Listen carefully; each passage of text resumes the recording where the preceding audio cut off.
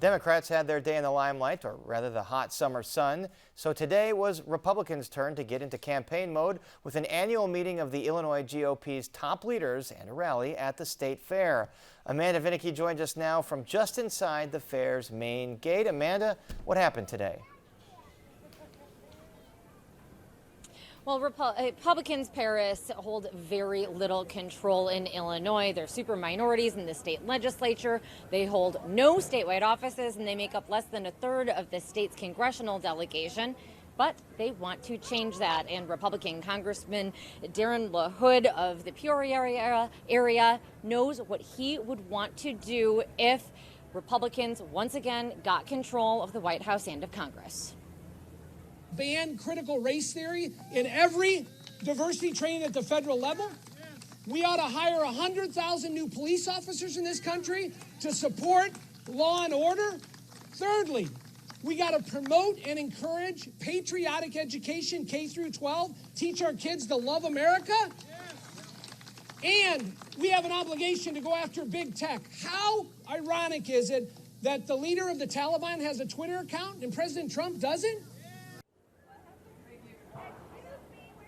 Even with congressional district boundaries still undetermined, Illinois Republicans do hope to turn the tide in Washington by winning some competitive districts that are currently in control of Democrats. Now, another big priority is winning back the governor's mansion, or as the relatively new chairman of the Illinois Republican, Don Tracy, put it, saving Illinois from King Pritzker and the drunk with power liberals, as he put it, who are advancing Pritzker's agenda. Who control his agenda. Under King Pritzker, Illinois is woke and weak and falling behind states governed by Republican governors, many of the states that surround us here in Illinois. So you want to know what my biggest priority is in 2022? If you haven't guessed it, look at the banner. Say it with me. Let's fire Pritzker! Now, despite that as agenda item number one, the trio of candidates so far in the running to get the chance to take Pritzker on didn't actually get a chance to talk to those presumably very engaged voters at this GOP rally. And Tracy says there wasn't time then, but he says there is plenty of time until the primary because of that law that Democrats passed, pushing back the primary about 4 months until next June. So by my calculations, it's another 313 days away. Now, the Republican gubernatorial candidates did, however, get to speak at a smaller morning meeting, and reporters did catch up with them afterward. So State Senator Darren Bailey, he is a crowd favorite, and he has made a name for himself by filing lawsuits against COVID restrictions that were made by Pritzker via executive order. Bailey says that he is not anti-vax and he is not anti-mask, but he is pro-freedom. Bailey actively campaigns indoors without a mask, but he refuses to say whether he has gotten the coronavirus vaccine. You know, I don't. Where's the HIPAA rules and the laws? That's You're allowed. That is not against it. But you do have the right to tell us or not. I mean, it's your. Well, I disagree with that. Are we going to walk around with a card on all of our health problems? And that's their right. That's their right, and that's what I stand for. For government to intrude on those issues is completely wrong. Now, suburban businessman Gary Rabine also says that he is not anti-vax, but he himself is not vaccinated. Although the CDC recommends that those who have recovered from the coronavirus do get the vaccine, Rabine says he had COVID, so he has the antibodies. CDC can say what they want. I listen to scientists all over the world, and I believe this: vaccines to demand a vaccine in anybody, I think is wrong. He's also breaking with CDC and other prominent research by saying that he's read some unspecified studies that he says say that thousands of deaths have been caused by the COVID vaccine. Now, Rabine has put about $250,000 into his own campaign so far. He's unsure how much money he's going to continue to spend, but he says, unlike another wealthy Republican who recently put a whole lot of money to win the governor's office, and that's former Republican Governor Bruce Rauner, says he's not like Rauner. I'm not a private equities guy that has leverage on businesses that I might buy, right?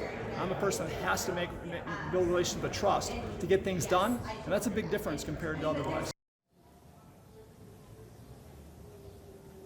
Now, former Marine and former Illinois State Senator Paul Schimpf, he takes another view on this issue.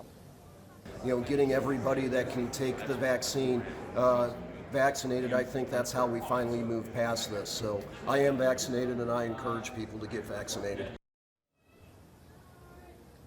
Schimpf says that he is against COVID vaccine mandates and state mask mandates, though he is pushing what he calls a parent's bill of rights. He says that Pritzker has abused control of the executive office rather than, he says, what he should be doing, and that's working in a transparent fashion with the state legislature. A lot of times the mask mandate proponents compare it to seatbelt laws, and when they do that, they're missing the forest from the trees, because we have seatbelt laws. Those were laws that were passed through the Illinois General Assembly. They weren't something that was mandated just by executive order or administrative fiat.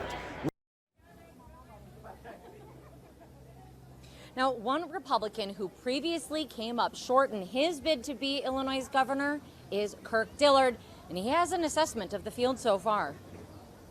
Well, if the election were today, Governor Pritzker would defeat the candidates for governor, but it's a long way away. How do you know that?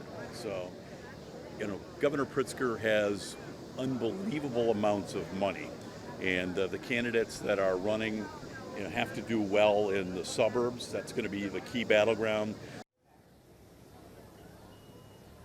It is widely expected that the Republican primary field is not yet settled. However, you have Dillard himself contemplating a run. He says that business executives are asking him to try to put his name in the ring, but also Republican Congressman Rodney Davis, just on Chicago Tonight last evening, has not ruled out a run. And then there's some quiet talk that other Republicans will also try to still enter the race. And as mentioned previously, they do still have time. And a few Republicans say that while Democrats may have thought that they were doing their party a favor by pushing back the primary until late June of 22, they say that this actually advantages them because it gives them a whole lot more runway to recruit, to consider who's going to be running and trying to perhaps take that moderate stance, and also to fundraise.